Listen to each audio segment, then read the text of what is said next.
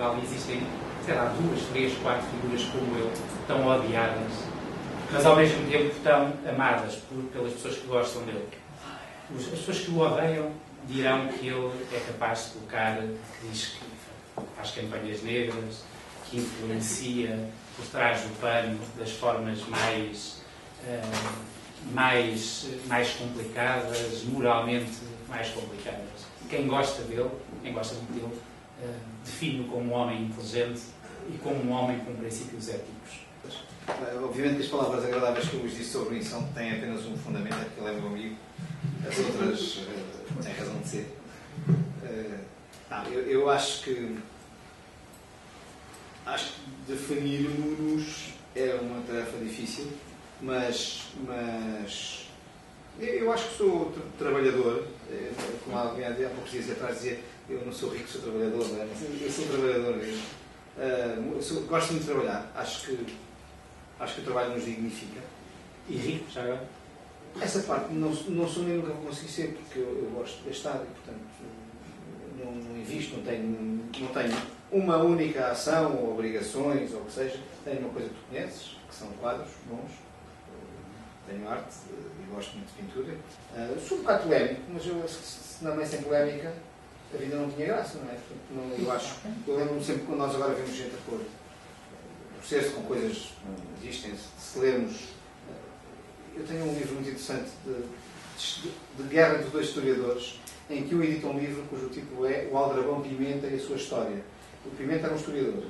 E quem edita o livro resolve chamar Aldrabão ao Pimenta, porque o Pimenta não tinha... escrevia a história como o Miguel Sousa Tavares no Equador. Alguns erros de factuais graves, que no Equador se podem dar, e vindos do Miguel Sousa Tavares não espantam, mas em termos portanto, de história não se pode ser, não se pode escrever. Mas se nós vermos as farpas que tinham graça, agora não há quem faça farpas. E eu acho que devia haver quem faça farpas. Não, eu defino-me como uma pessoa que gosta de viver bem no sentido de estar bem com os amigos, de estar bem com os amigos, de conversar. Gosto muito de ser polémico, gosto muito mesmo de dizer a verdade. Ontem à noite estava a contar ao Luís. O Luís é não é o meu guarda-costas, mas é a minha agência de comunicação. É o meu colega de trabalho que me impede de dizer as coisas mais bárbaras, às vezes. Eu aguento todas as críticas. Não aceito insultos. Alguns até devia aceitar vindos de onde vêm, mas não aceito. Insultos à honra e à... Mesmo de filósofos? Eu não conheço nenhum filósofo, não, este não é o Sócrates, não é filósofo, é o Sócrates, não é isto. Eu não conheço tanto a ver nenhum filósofo. Há alguns que me têm insultado. Filósofo. Posso filósofo? Não, isso. Não, isso não. Primeiro, eu estava a dizer que me ofendia muito com pessoas credíveis. Eu conheci muito bem o pai desse senhor, o senhor Engenheiro Graça Carreiro, que era um senhor de Viseu, que era um senhor. O filho é professor, não é um senhor. E eu acho que todos nós podemos ter ousado ter filhos biológicos que não façam disto.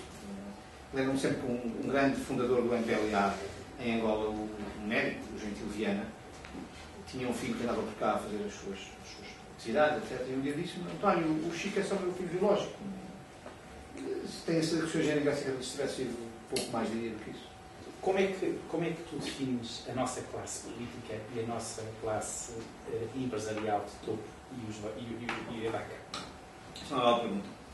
Eu acho que a classe política que nós temos... Só para tentarmos perceber. A classe política que nós temos, em termos gerais, e há obviamente exceções mais abaixo disto e mais acima disto, é aquela que queremos ter. Num país em que os deputados e os membros do governo têm remunerações que são as que são, não podemos atrair para a política grandes figuras, a não ser que já estejam numa fase da vida de tal maneira confortável que possam dedicar-se à causa pública. Não devia ser assim. Eu acho que em determinados cargos, não em todos, hoje por acaso íamos a passar à porta da Autoridade da Concorrência e saiu um dos vogais da Autoridade da Concorrência de Aldeia 8. Se aquilo é um cargo, podia ser o cargo do senhor, é um cargo que eu gosto muito, podia ser o cargo do senhor. Se é um cargo do senhor, tem todo o direito de o ter. Se é um cargo do Estado, não devia ter. Pode, ao 8 o programa da Audi, poderia ser um cargo do Primeiro-Ministro ou dos seus ministros, mas não de um vogal de uma autoridade reguladora. Há Audis, há 6, e há 4, e há BMWs, etc. Portanto, há nesses carros bons e que não têm que ser o topo de gama. O que eu acho é que nós temos que permitir que as pessoas que devem pensar o país, sem ter outras preocupações, nomeadamente preocupações de índole económica ou financeira, devam ter o conforto necessário que tinham antes de entrar para a política. Porque muitas vezes os nossos políticos não são, mesmo aqueles que fazem bem, não são reconhecidos, não são aceitos, não são...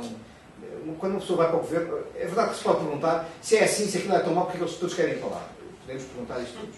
Mas todos os que querem ir para lá, quem são? São os das Jotas, que ainda não têm carreira, não têm vida própria. São aqueles que efetivamente não têm grandes necessidades financeiras. E nós estamos num tempo tal que se o Sr. Primeiro-Ministro viajar em executivo, é porque viaja em executivo. Se ele viaja em económica, é porque está a fazer eleitoralismo fácil ou política fácil e baixou para a económica. Reparem uma coisa, nós estamos num país em que deve ser dos poucos países civilizados em que o líder da oposição não tem um estatuto próprio. António, não tem um estatuto de equivalente a vice-primeiro-ministro. Em quase todos os países tem, e tem que ter. Nós hoje há anos que dizemos que a classe política hoje, isto não é um fenómeno português, é uma classe política pobre, mal preparada, em comparação com a geração de ouro da Segunda Guerra Mundial e depois de todos os outros que lhe seguiram. Mas os tempos mudaram, as circunstâncias mudaram.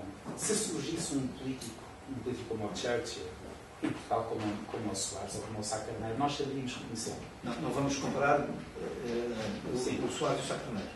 O Sá Carneiro tem um bocadinho, com todo o respeito por ele, tem um bocadinho história. O António fez a campanha também de Mário Soares. E explico como fiz rapidamente.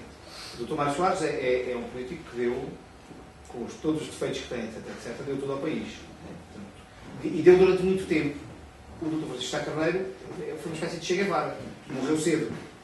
E nunca conseguimos avaliá-lo em funções. Ele fez um bocadinho de funções e depois morreu. Ganhou a sua aura toda sem ter provado muito tempo. O Dr. Mário Soares fez coisas muito bem feitas, coisas muito mal feitas. Fez uma transição para a democracia que eu acho que foi extraordinariamente importante, porque se não fosse ele, teríamos na altura, poderíamos ter tido um problema ditatorial em Portugal. Fez as concessões que teve que fazer aos americanos para que os americanos nos ajudassem a não entrarmos por caminhos ditatoriais. Tal como na mesma altura o Freitas do Amaral fez aos alemães para que a Fundação Konrad Adenauer e a Fundação isso o PSD e a Friedrich Neumann pudessem ajudar-nos a também suprirmos um bocadinho as dificuldades que tínhamos e enfrentarmos a tentativa ditatorial que se tentou implantar em Portugal. Mas pronto, não vamos comparar os dois. Claramente comparo o Tomás Soares com o Sr. Winston Churchill e com outros políticos. Exatamente, e com o Sr. Kohl na Alemanha e com tanta gente boa que houve por aí, cada um com as suas qualidades e com os seus defeitos. Do ponto de vista dos meus negócios, nunca faturei com o Dr. Mário Soares. E vou explicar porquê. Quando a minha empresa é convidada para fazer a campanha do Dr. Mário Soares, é convidada em outubro. A campanha do Dr. Mário Soares tinha sido lançada em junho ou maio. E, portanto, ele já tinha muita gente a pensar. Tinha o Mega Ferreira, aquele soarista convicto de Vítor Ramalho, portanto, tinha o João Paulo Velez, que era o assessor de imprensa, já tinha não sei quantas pessoas. Um dia eu cheguei à sala e perguntaram-me, então, e o que o senhor também acha? Eu não acho nada, já houve 5 pessoas a achar antes de mim. Estas coisas é como o futebol, uma equipa não pode ter 5 treinadores, tem que ter um treinador. E no limite um treinador adjunto, e portanto, eu virei para o Dr. Mário Soares, eu virei ter consigo quantas vezes quiser, falarei consigo quantas vezes quiser, mas não posso prestar serviço, porque já tem imensa gente que sabe. Quando há muita gente que sabe, quem vem a mais a saber também vem baralhar das coisas. E a minha relação com o Dr. Mário Soares construiu-se em cima disso. E a partir daí eu nunca mais reuni na certa campanha, reuni sempre com ele em casa dele. E como isto se deu, como eu disse, eu comecei em outubro, novembro, como isto se deu no inverno, e ele se sentava numa cadeirinha muito simpática e tinha uma mantinha nas pernas. Quando eu chegava, ele dizia: "Oh Maria, não te importas de mandar trazer uma mantinha aqui para o futuro?" E ela dizia: "Oh António, oh Mário, não fiz que eu não tenho autoridade." E portanto foi uma conversa sempre muito simpática e ganhei com ele uma excelente relação, mas não foi uma relação de trabalho. Agora, acho que obviamente hoje não temos ninguém desses níveis, não é? Não temos, infelizmente, do ponto de vista Mas com os constrangimentos que existem, tu conseguirias reconhecer um líder se o visses? Claro. Há uma coisa muito importante para nós. Se nós queremos um líder político, um líder que pense nas contas do país, temos o professor Cavaco Silva. Não é? Portanto, pensa nas contas, sabe fazer contas. Agora, não se entra em Buckingham de mão dada com a nossa, como ele diria, esposa. Portanto, se queremos um líder económico, ou político ou económico, eu acho que temos o professor Cavaco Silva e estamos bem entregues. Mas se temos um Presidente da República para a função de Presidência da República, não para a função de Primeiro-Ministro, eu diria e com todo, e não tenho nenhuma relação pessoal com ele, temos hoje António Guterres. Nós estamos mais próximos dos nossos líderes, enfim, políticos, económicos, estão mais próximos de África ou estão mais próximos da Europa? Eu acho que não há só África e Europa. Nós temos aqui os turcos, temos os gregos, as pessoas protestam muito por causa do que acontecia na Grécia. Não podia acontecer outra coisa, não é? Portanto, a Grécia é um país em que eu tenho uma reforma. Eu morro, a minha mulher beneficia dela. Até aí tudo bem, mas as minhas filhas, ou os meus filhos, que ficarem também até ao fim da vida, também beneficiam. Até ao fim da vida dos meus filhos beneficiam da minha reforma. Isto mais e menos dia estou. E quando as pessoas ficam zangadas porque se tenta travar este tipo de situações, eu acho que as situações têm que ser bem analisadas. Eu acho que nós temos dois problemas. Temos um problema nós temos líderes políticos que gostam de violinos do Chopin, do género. Temos líderes políticos que falam de estabilidade e de seriedade e deixaram mandar também para cargos internacionais. Temos líderes políticos que venderam um barco ao Sócrates, venderam um barco ao Chaves de 40 milhões, mas afinal o barco não foi vendido, está nos taleiros de Viana. Venderam 2 barcos aos Açores para fazer viagens interilhas de 60 milhões cada um, então nos taleiros de Viana. Temos a Justiça a pôr um processo contra quem entrou naquela coisa das faturas carrossel, das faturas falsas, e simultaneamente o Primeiro-Ministro a adjudicar um contrato em que não houve concurso para o computador Magalhães, que era da mesma empresa. Portanto, temos situações diversíssimas de comportamentos. Temos alguns bons políticos. Eu vou dar um exemplo, e eu vou falar daqueles que não são da minha área política. Eu acho que tivemos um grande presidente da Assembleia da República, o Jaime Dela. Tivemos um super político, infelizmente, ainda é vivo, mas infelizmente já não o temos no ativo, que é o Dr. Almeida Santos, com todas as qualidades e defeitos. Desde logo uma pessoa que trabalha a língua portuguesa com poucos, isso é louvável e, portanto, há muito poucos. Como tivemos no PCP, o José Manuel Mendes, que era um escritor extraordinário, portanto, que tinha uma forma de escrever interessantíssima. Eu trabalhei na Assembleia da República e ele era deputado a essa altura.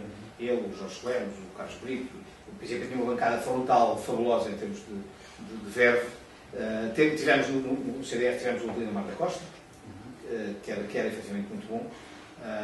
Temos políticos como o professor Freitas do Amaral, que serviu sob o governo Sócrates e agora, como aparentemente vai para Sherman da Galp, já diz que este governo em 3 meses fez mais do que o governo Sócrates no tempo todo em que lá esteve, que é uma coisa que fica bem dizer. Temos políticos também, eu não sou só de direita, temos políticos de esquerda que também dizem coisas que não devem, quer dizer, temos políticos de esquerda que atacam a medicina privada, etc, e que têm a mulher que só opera nos privados.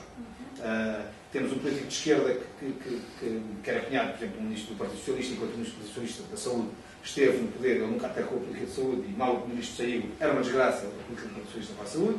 Mas isto, temos bons e maus em todo o lado. Não temos, o que não temos é gente que leia. Leia e não fala dos jornais. E dos dispositivos. E dos dispositivos. Não temos gente que leia, não temos gente que... E tu mantens alguma esperança no futuro? Isso é obrigatório. Tenho 2 filhas. E não sei se fico por aqui. Não é no teu futuro? Não. No futuro, não. Estou a falar disto, das minhas filhas e do futuro disto tudo. Não pode ser de outra maneira. O que não podemos de todo, é é apenas os interesses económicos vender todos os outros interesses.